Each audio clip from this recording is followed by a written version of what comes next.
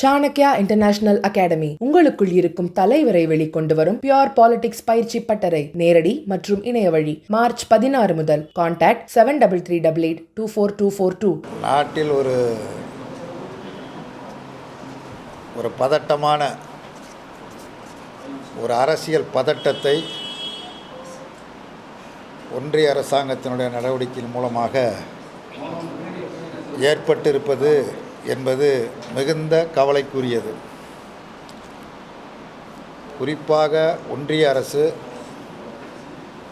தமிழ்நாட்டின் மீதும் தமிழ்நாட்டின் மக்களின் மீதும் தமிழ்நாடு அரசின் மீதும் ஒரு அரசியல் யுத்தத்தை மேற்கொண்டு இருக்கிறது. பகிரங்கமாக இந்த யுத்தம் நடைபெற்று கொண்டு இருக்கிறது. அனைத்து மாநிலங்களும் உள்ளடக்கியது தான் இந்தியா. இந்த தமிழ்நாடு, கேரளா அல்லது வேறு பல மாநிலங்களை ஒதுக்கிவிட்டு புறந்தள்ளிவிட்டு இந்தியா என்று ஒன்று நிச்சயமாக இருக்க முடியாது. ஆனால் ஒன்றிய அரசு தங்களுடைய கொள்கைகளை கட்டாயமாக எல்லோரும் ஏற்க வேண்டும். அதாவது தங்களுடைய ஆர்எஸ்எஸ்னுடைய கொள்கைகளை எல்லா மாநில அரசுகளும் கட்டாயமாக ஏற்க வேண்டும் என்று நிர்பந்தம் செய்கிறது. அரசியலில் மாறுபட்ட கொள்கைகள் உண்டு. அதனால தான் இத்தனை கட்சிகள் இருக்கின்றன. ஏராளமான கட்சிகள் இருப்பதற்கு காரணம் ஒவ்வொரு கட்சிக்கும் ஒவ்வொரு விதமான அரசியல் நிலைப்பாடும் கொள்கைகளும் உண்டு. ஒரு கட்சியினுடைய கொள்கையை ஒரு அமைப்பினுடைய கொள்கையை எல்லோரும் ஏற்றுக்கொண்டுதான் ஆக வேண்டும் என்று கூறுவது சர்வாதிகாரத்தின் உச்சமாகும். ஒன்றிய அரசு பின்பற்றுகிற கொள்கைகள் பகிரங்கமாக எல்லோருக்கும் தெரியும். வகுப்புவாத கொள்கையை அப்பட்டமாக பின்பற்றுகிறது. ரொம்ப மிக சாதாரண ஒரு செய்தி. ரயில்வேயில் நீண்ட தூர பயண ரயில்களில் உணவு வழங்கப்படும். அந்த பயணச்சீட்டில் நீங்கள் என்ன உணவை விரும்புகிறீர்கள், அதாவது கட்டணம் செலுத்தி உணவு என்ன உணவை விரும்புகிறீர்கள் என்று கேட்கப்படுகிற கேள்வியில் சைவமா அசைவமா என்று கேட்கப்படும். அது ஆங்கிலத்தில் இருக்கும். வெஜிடேரியனா நான் வெஜிடேரியனா என்று தான் இருக்கும். ஆனால் இப்பொழுது அந்த படிவத்தில் என்ன வகை உணவு என்ற அந்த கேள்வியில் இந்துவா முஸ்லீமா கிறிஸ்தவனா என்று கேட்கப்படுகிறது. இதை காட்டிலும் அபத்தம் வேறு என்ன இருக்க முடியும்? இந்துக்களில் சைவம் இருக்கிறாங்க, அசைவம் இருக்கிறாங்க, எல்லா மதத்திலையும் இருக்கிறாங்க. மத ரீதியாக உணவில் கூட, ரயில்வேயில் வழங்கக்கூடிய உணவில் கூட நீ இந்து மதத்தை சேர்ந்தவனா, கிறிஸ்தவ மதத்தை சேர்ந்தவனா, இஸ்லாம் மதத்தை சேர்ந்தவனா என்று கேட்கப்படுவது எந்த வகையில் அது நியாயம்? ஆக இதிலிருந்தே புரிந்து கொள்ளலாம், நாடு முழுவதும் ஒட்டுமொத்தமாக ஒரு பிரிவினைவாதத்தை உருவாக்குவதற்கு ஒன்றிய அரசு அனைத்து முயற்சிகளையும் மேற்கொள்கிறது. ஒன்றிய அரசின் வகுப்புவாத கொள்கை உட்பட பல்வேறு கொள்கைகளில் தமிழ்நாடு அரசாங்கமும் மாறுபட்டு நிற்கிறது. அது ஏற்க முடியாத கொள்கை என்கிற முறையில் அது மாறுபட்டு நிற்கிறது. அப்படி மாறுபட்டு நிற்பது என்பது தவறல்ல. அதை அரசியல் ரீதியாக அவர்கள் எதிர்கொள்ள வேண்டும். அதற்கு மாறாக தங்களினுடைய நாக்பூர் கொள்கைகளை ஏற்றுக்கொள்ளவில்லை என்று சொன்னால் நாங்கள் பழி வாங்குவோம் என்ற முயற்சியை ஒன்றிய அரசாங்கம் மேற்கொண்டு இருப்பதும் தொடர்ந்து அத்தகைய நடவடிக்கையில் ஈடுபடுவதும் மிக மிக வன்மையாக கண்டிக்கத்தக்கது. இது ஜனநாயகத்திற்கு ஏற்புடையதல்ல. குறிப்பாக தங்களுடைய கொள்கைகளை மறுக்கக்கூடிய மாநிலங்கள் எதுவாக இருந்தாலும் சரி, அது பாஜக அல்லாத ஆட்சி நடத்தாத மாநிலங்கள், தமிழ்நாடு, கேரளா, அதே போல் கர்நாடகம், அதே போல் பஞ்சாப், அதே மாதிரி மேற்கு வங்கம், இப்படி தெலுங்கானா, இப்படிப்பட்ட பல மாநிலங்கள் இருக்கிறது.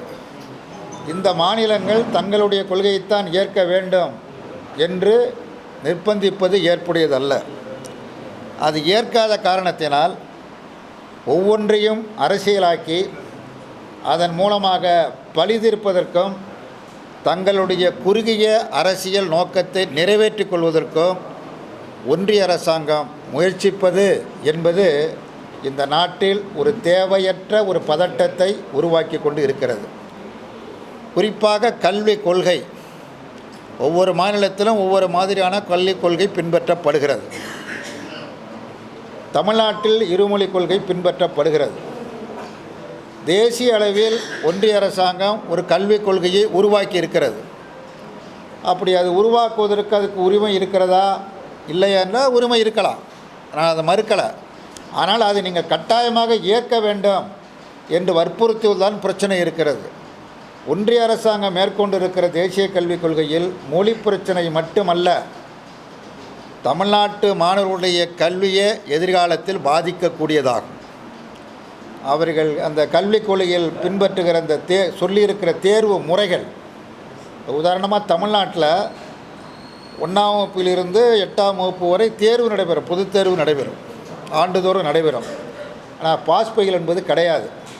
ஏனென்று சொன்னால் இளம் வயதில் தாங்கள் தேர்வில் தவறிவிட்டோம் என்ற ஒரு தாழ்வு மனப்பான்மை ஏற்பட்டு கல்வியை தொடராமல் விட்டு விடுவார்கள் என்கிற கவலையோடு இந்த முறை பின்பற்றப்படுகிறது. ஒன்றிய அரசாங்கம் புதிதாக கொண்டு வந்திருக்கக்கூடிய தேசிய கல்விக் கொள்கை என்ன சொல்லுகிறது? 3ஆம் வகுப்பில் பொதுத் தேர்வு நடத்த வேண்டும் என்று சொல்கிறது. 3ஆவது வகுப்புக்கு நீட் நுழைவுத் தேர்வு போன்ற ஒரு பொதுத் தேர்வு, அதில் பாஸ் ஆனால் தான் 4ஆவது வகுப்புக்கு போகலாம்னா போக முடியாது. அடுத்தது 5ஆம் வகுப்பில் ஒரு பொதுத் தேர்வு, பிறகு 8ஆம் வகுப்பில் ஒரு பொதுத் தேர்வு, பிறகு 10ஆம் வகுப்பில், பிறகு 12ஆம் வகுப்பில்.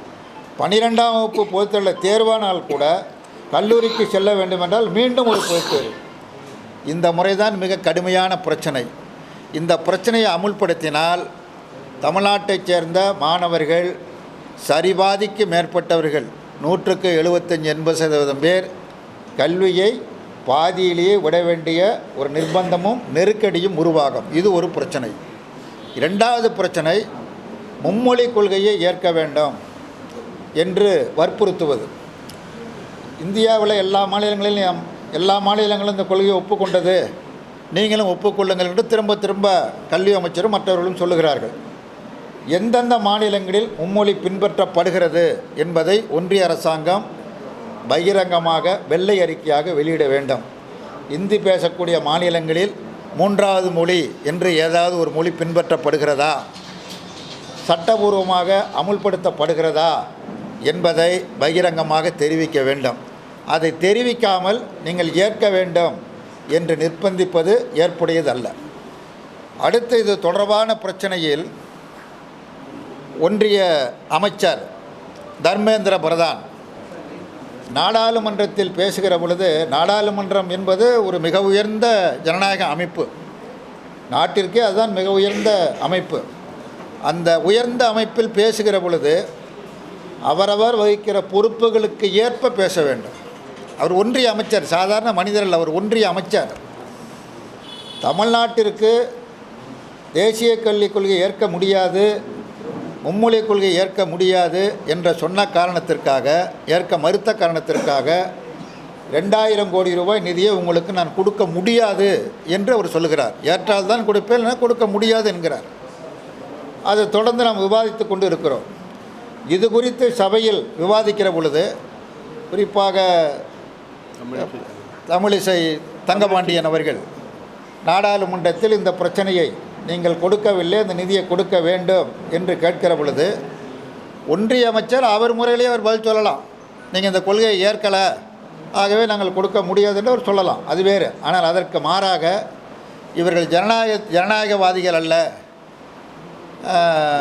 அநாகரிகமானவர்கள் என்று நாடாளுமன்றத்தில் ஒரு ஒன்றிய அமைச்சர் பேசினால் அது எத்தகைய கொடூரமானது. அவர் பேசிட்டு யார் மனதையாவது புண்படுத்தியிருந்தால் அதற்காக நான் வருத்தப்படுகிறேன். உங்கள்கிட்ட நான் 100 முறை வேணாலும் மன்னிப்பு கேட்கிறேன்.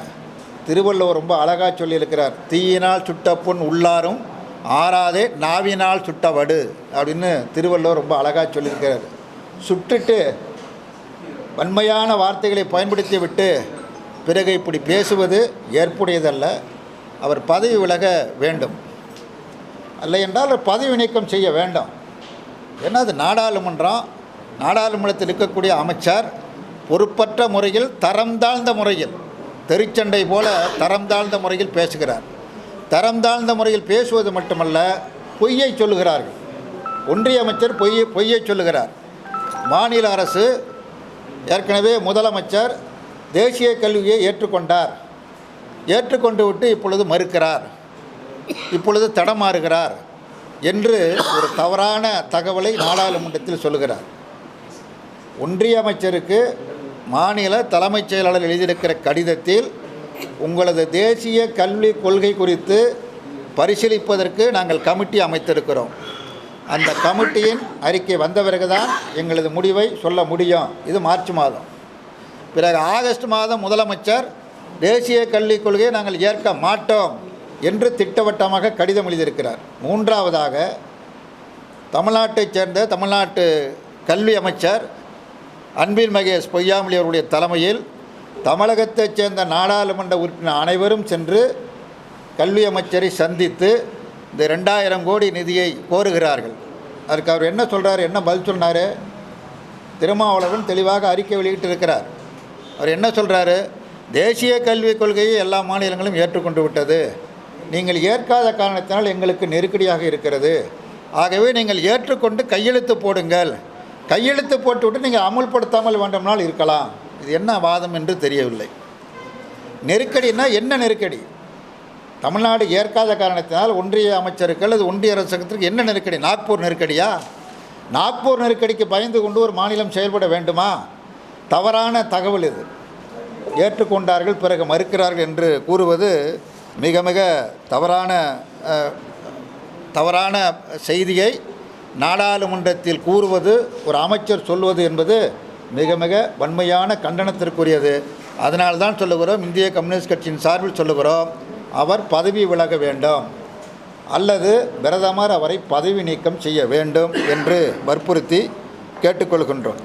அது மட்டுமல்லாமல் மாநில அரசு, தமிழ்நாடு அரசாங்கம் ஒன்றிய அரசாங்கத்தினுடைய வகுப்புவாத கொள்கைகளோடு மற்ற பிற பிற்போக்குத்தனமான கொள்கைகளோடு இணைந்து செயல்படவில்லை என்கிற காரணத்தினால் பழிவாங்க வேண்டும் என்கிற உள்நோக்கத்தோடு நிதிநிலை அறிக்கையில் தமிழ்நாட்டுக்கு நிதி ஒதுக்கப்படலை.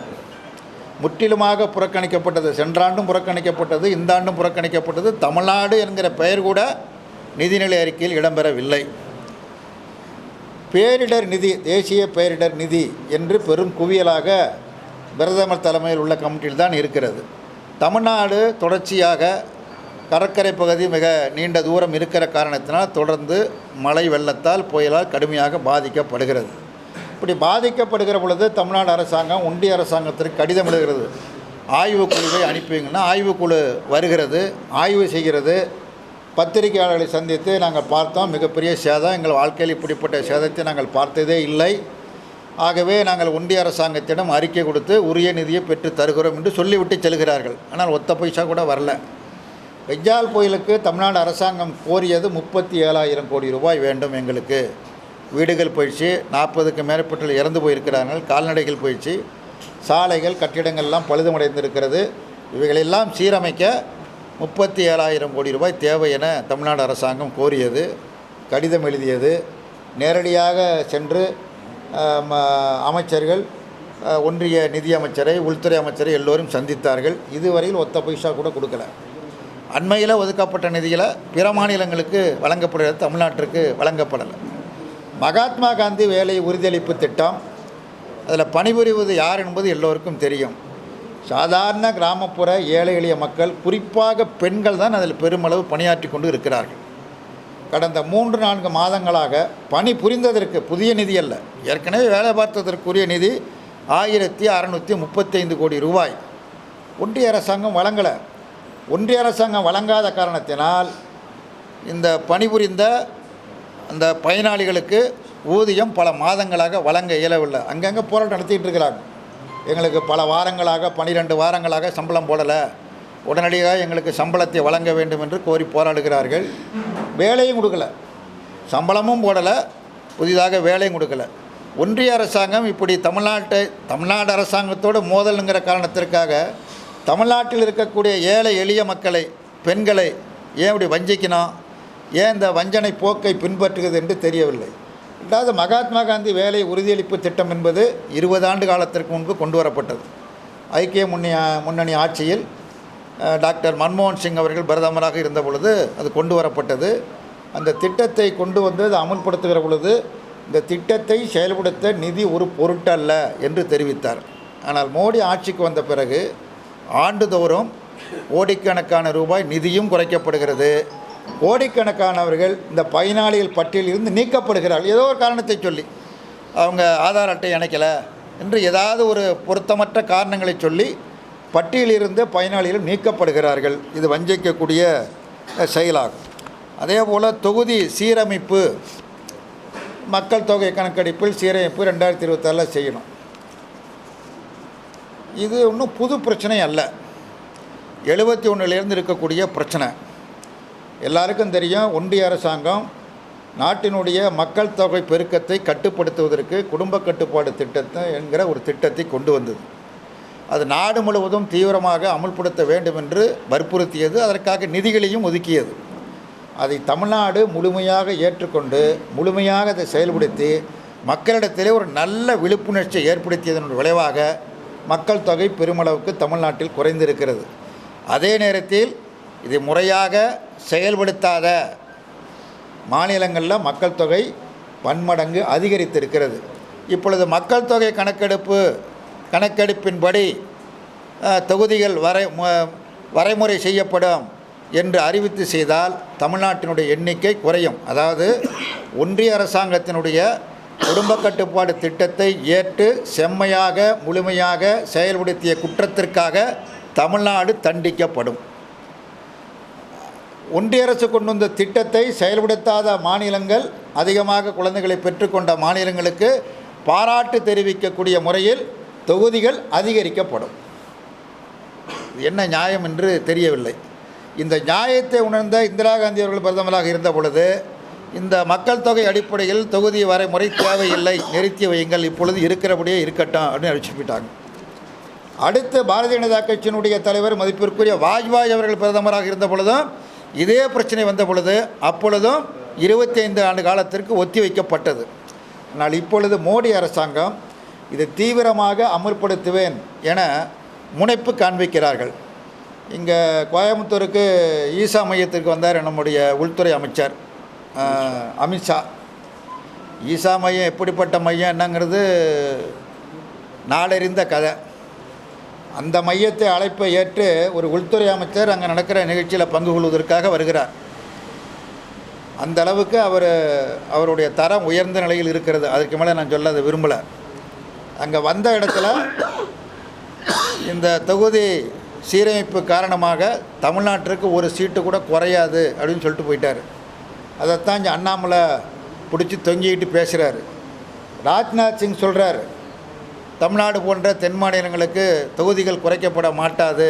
ஆனால் அதே நேரத்தில் மக்கள் தொகை கணக்கெடுப்பின் அடிப்படையில் தொகுதி மறுசீரமைப்பு செய்வது என்பது தவிர்க்க முடியாத ஒன்று என்று சொல்கிறார். அது அப்படி பண்ணினா தொகுதி குறையதான் செய்யும், சட்டப்படி குறையதான் செய்யும். ஆகவே இது தமிழ்நாட்டுக்கு இழைக்கப்படுகிற அநீதி. தமிழ்நாட்டில் இருக்கக்கூடிய அனைத்து கட்சிகளும் கடந்த 5ஆம் தேதி கூடியது. 1-2 கட்சி தான் வரல.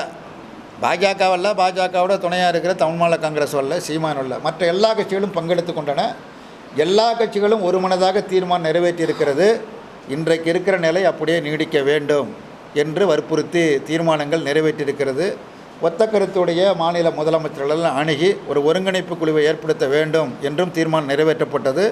அந்த அடிப்படையில் தான் 22ஆம் தேதி அந்த கூட்டத்தை நடத்துவதற்கு முதலமைச்சர் ஏற்பாடு செய்து கொண்டிருக்கிறார். இது ஒரு பக்கம். இன்னொரு பக்கத்தில் தற்பொழுது நாடாளுமன்ற உறுப்பினர் எண்ணிக்கை 543. இதுதான் இப்பொழுது உள்ள எண்ணிக்கை. புதிதாக நாடாளுமன்றம் கட்டப்பட்டது. புதிய நாடாளுமன்றம் கட்டப்பட்டு திறப்பு நடந்து அதில் தான் இப்போ நாடாளுமன்ற கூட்டம் நடந்து கொண்டிருக்கிறது. இந்த புதிதாக கட்டப்பட்ட நாடாளுமன்ற கட்டிடத்தில் 884 இருக்கைகளை அமைக்க வேண்டிய அவசியம் என்ன?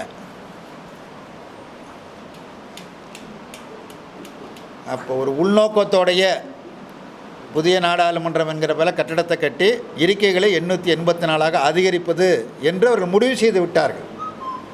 பகிரங்கப்படுத்தவில்லை. ஒரு வெளிப்படைத்தன்மை ஒன்றிய அரசாங்கத்திடம் இல்லை. உள்நோக்கத்தோடு செயல்படக்கூடிய அரசாங்கமாக இருக்கிறது. அப்படி 884 உயர்த்தப்பட்டால் தமிழ்நாடும் அதற்கு பயன்படும். 10 இடங்கள் அதிகரிக்கும். தமிழ்நாட்டுக்கு 10 இடங்கள் அதிகரித்தால் உத்தரப்பிரதேச மாநிலத்திற்கு 55 இடங்கள் அதிகமாகும். அப்போ உத்தரப்பிரதேசம், பீகார், மத்திய பிரதேசம் போன்ற பல மாநிலங்களுக்கு எண்ணிக்கை பல மடங்கு அதிகமாகும். இப்போ ஒன்றிய அரசு என்ன விரும்புகிறது என்று சொன்னால், ஒரு குறிப்பிட்ட மாநிலங்களில் தங்களை பலப்படுத்தி கொண்டால் அதை கொண்டே நாட்டை தொடர்ந்து ஆளலாம். அதான் ஒரே நாடு ஒரே தேர்தல், ஒரே நாடு ஒரே மொழி, ஒரே நாடு ஒரே ஆட்சி, ஒரே நாடு ஒரே கட்சி என்ற ஒரு பாசிச நிலைக்கு போவதற்குள்ள அடித்தளங்களாக இவைகளெல்லாம் மேற்கொள்ளப்படுகிறது. இது ஒட்டுமொத்த நாட்டிற்கு ஆபத்து, ஒட்டுமொத்த ஜனநாயகத்திற்கு ஆபத்து என்கிற முறையில் இவைகளெல்லாம் நாங்கள் மிக கடுமையான முறையில் ஆட்சேபனை செய்கிறோம். ஒன்றிய அரசு இந்த நிலையிலிருந்து தன்னை மாற்றிக்கொள்ள வேண்டும். இப்படிப்பட்ட ஒரு யுத்தத்தை நடத்தி கொண்டிருப்பது சரியல்ல, ஏற்புடையதும் அல்ல என்று இந்திய கம்யூனிஸ்ட் கட்சியின் சார்பில் தெரிவித்துக் கொள்வதோடு, ஈரோட்டில் பாரதியார் பல்கலைக்கழகத்தினுடைய விரிவாக்க மையம் செயல்பட்டு கொண்டு இருக்கிறது. அது ஈரோடு, நாமக்கல் போன்ற பல்வேறு மாவட்டங்களைச் சேர்ந்த மாணவர்கள் அதன் மூலமாக பயன்பெற்று வருகிறார்கள். போதிய மாணவர்கள் இல்லை என்கிற காரணத்தினால் அந்த விரிவாக்க மையத்தை மூடுவதற்கு தமிழ்நாடு அரசாங்கம் ஏற்பாடு செய்திருப்பதாக தெரிகிறது. அத்தகைய முயற்சி அரசு தரப்பில் இருக்குமேயானால் அரசு அதை கைவிட வேண்டும். இது மாணவருடைய நலனை பாதிக்கும் என்பதை தெரிவித்துக் கொள்கிறேன். அதே போன்று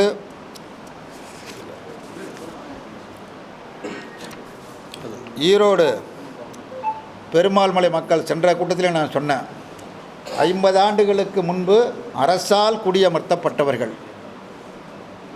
இது அரசுக்கு பொதுவான இடம், அரசுக்கு சொந்தமான இடம் என்கிற முறையில் அரசால் குடியமர்த்தப்பட்டார்கள். நூற்றுக்கணக்கான குடும்பங்கள் குடியிருந்து வருகிறார்கள். இப்பொழுது அது திடீரென்று அது இந்து சமய அறநிலையத்திற்கு சொந்தமான இடம் என கூறி எல்லோரும் சதுர அடி கணக்கில் வாடகை செலுத்த வேண்டும், இல்லை என்றால் வெளியேற்றப்படுவீர்கள் என நோட்டீஸ் கொடுப்பது, நிர்பந்திப்பது என்பது மிக மிக கடுமையான கண்டனத்திற்குரியது. இத்தகைய முயற்சியை அரசு, தமிழ்நாடு அரசு, குறிப்பாக இந்து சமய அறநிலையத்துறை கைவிட வேண்டும். அந்த சாதாரண மக்களுக்கு, ஏழை எளிய மக்களுக்கு பட்டா வழங்குவதற்குரிய நடவடிக்கைகளை மேற்கொள்ள வேண்டும் என்று கேட்டுக்கொள்கிறேன்.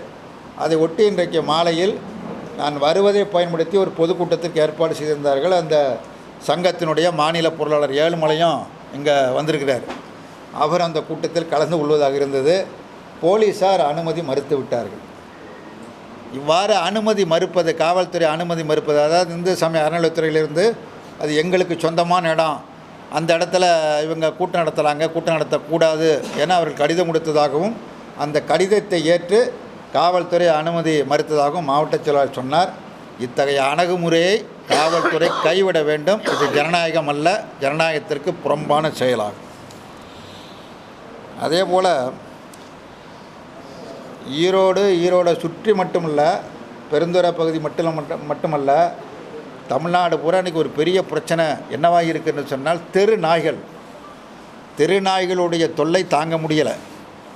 மனிதர்களை கடித்து எல்லோரும் ஆஸ்பத்திரி போயிட்டுருக்காங்க. அது ஒரு பக்கம். கால்நடைகள் மிக கடுமையாக பாதிக்கப்படுகிறது. குறிப்பாக ஆடுகளை 10 நாய் 15 நாய் சேர்ந்து கடித்து கொதறி கொன்று ரத்தத்தை குடித்து கறியை பிச்சு தின்னுடுது. ஏராளமான 200 ஆடு, 300 ஆடு, 500 ஆடு என்று தினசரும் நாய்கடிகளால் செத்து கொண்டிருப்பதாக தொடர்ந்து ஊடகங்களிலே செய்தி வருகிறது. இதை கட்டுப்படுத்துவதற்குரிய நடவடிக்கை எடுப்பதோடு மட்டுமல்ல, அவ்வாறு ஆடுகள் கடித்து இறந்து போனால், இந்த ஆடுகள்லாம் வளர்க்குறது சாதாரண மக்கள் தான், ஏழை எளிய மக்கள் தான் ஆடுலாம் வளர்த்துட்ருக்குறாங்க. அந்த மாதிரி நாய்கடிகளால் கடித்து கொல்லப்பட்டால் அரசு அவர்களுக்கு உரிய இழப்பீடு வழங்க வேண்டும் என்று நான் வற்புறுத்தி கேட்டுக்கொள்கிறேன். அதேபோல் இந்திய கம்யூனிஸ்ட் கட்சியினுடைய அமைப்பு நிலை மாநாடுகள் இப்பொழுது தொடங்கி கிளை, இடைக்கமிட்டி, மாவட்ட மாநாடுகள்லாம் தொடர்ந்து நடைபெற்று ஆகஸ்ட் 15 18 தேதி முடிய மாநில மாநாடு சேலத்தில் நடைபெற மிகச் சிறப்பான முறையில் நடைபெற இருக்கிறது. அதற்கு முன்னதாக விவசாயிகள் சங்கத்தினுடைய அகில இந்திய மாநாடு வருகிற ஏப்ரல் மாதம் 15, 16, 17 தேதிகளில் நாகப்பட்டினத்தில் நடைபெற இருக்கிறது. நாடு முழுவதிலும் இருந்து, அனைத்து மாநிலங்களிலிருந்தும் 200க்கு மேற்பட்ட பிரதிநிதிகள் பங்கேற்க இருக்கிறார்கள். ஏப்ரல் 14ஆம் தேதி லட்சக்கணக்கான விவசாயிகள் பங்கு பெறக்கூடிய ஒரு மிகப்பெரிய பேரணியும் பொதுக்கூட்டமும் நடைபெற இருக்கிறது. அகில இந்திய தலைவர்கள், மாநில தலைவர்கள், அமைச்சர் பெருமக்கள், சட்டமன்ற நாடாளுமன்ற உறுப்பினர்கள் அந்த மாநாட்டிலே பங்கேற்க இருக்கிறார்.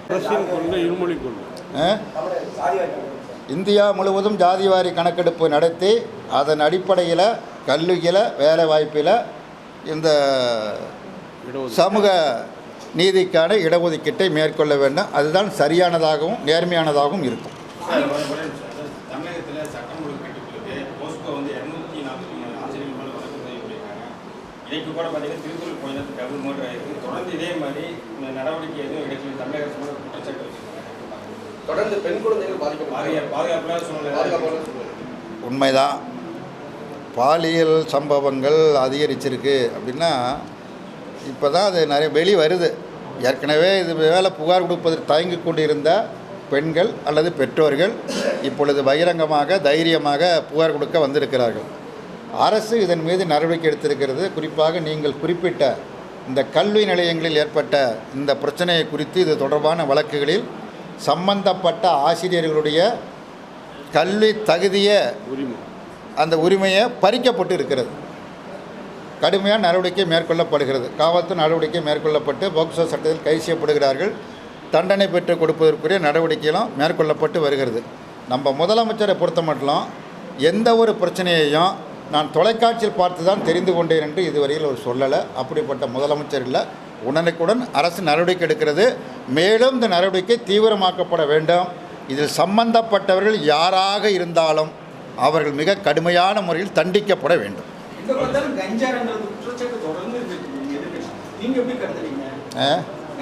கஞ்சா இருக்கக்கூடாது, கஞ்சாலாம் இருக்கக்கூடாது. ஒழிக்கப்படுவதற்கு நடவடிக்கை எடுக்க வேண்டும். நன்றி, வணக்கம்.